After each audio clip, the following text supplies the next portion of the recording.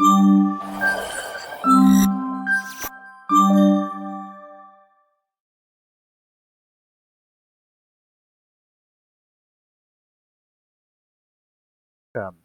Hey, welcome.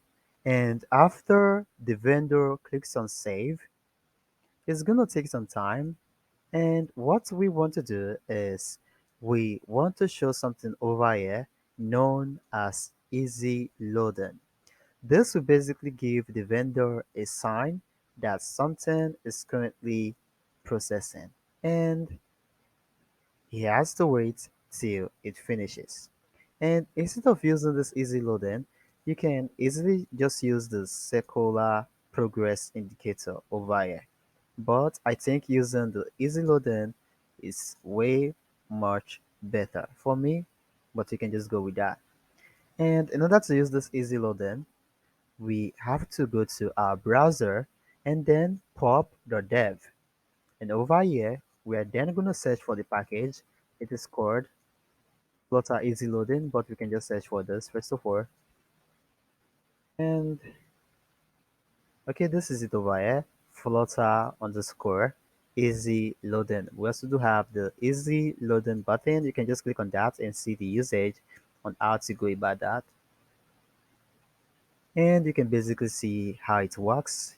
We have a different type. You can just choose whatsoever you desire.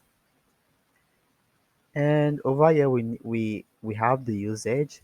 In order for us to use this easy loading, we have to add this also within our main Godot file. And over here, you can see the real usage.